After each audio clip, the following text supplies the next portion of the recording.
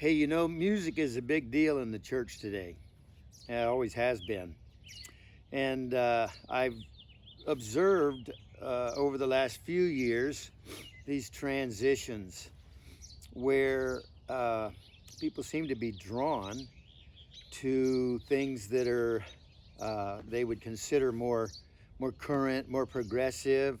You hear that word a lot, and it would almost appear as though I'm seeing churches that have changed their music format and program to look more like a nightclub. Uh, they dim the lights down. They've got smoke machines and they've got spotlights. And really, I used to go to clubs back when I was in my 20s that looked just like that.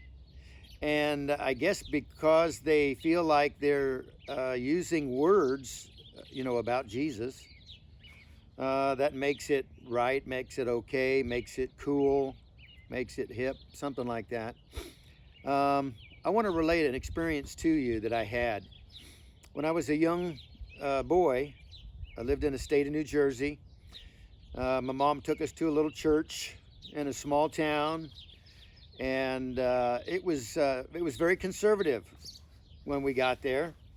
And over a period of time, as I entered into my teen years, I don't remember where the connection was made, but the church began to host what was called a coffee house.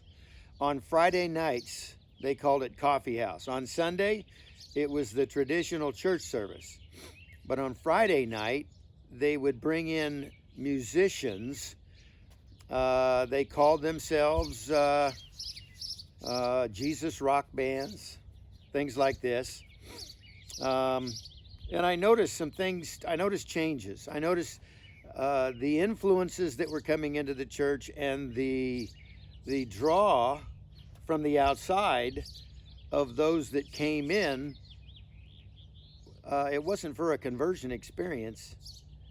They wanted to remain who they were, the way they were, and worship Jesus the way they wanted to worship Jesus. Well, here's what I remember happening. The first thing, the pastor's two sons, they went out and bought guitars because that was kind of the in thing at the time, electric guitars. Then they grew their hair. And I don't mean they just grew their hair down to their shoulders. They grew their hair all the way down to their waist. The bands and musicians that were coming in, they were more what you would refer to as hippies in that day. This was in the late 60s, early 70s. And we all kind of bought into it. We all started growing our hair long, dressing more hip.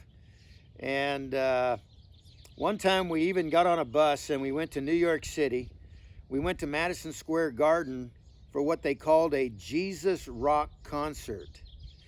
Two bands that I remember that were there was one called Maranatha and the other one was called Rock Garden.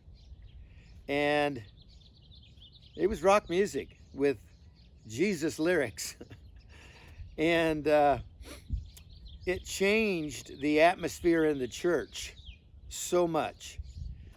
The guys, we all started carrying switchblades.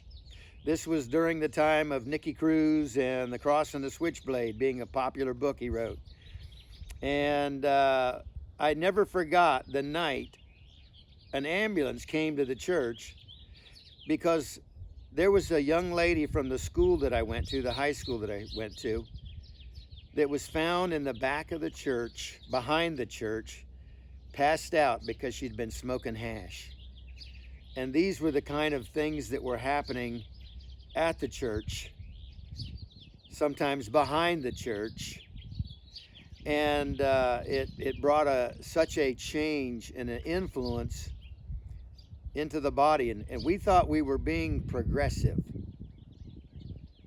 a lot less traditional and more progressive.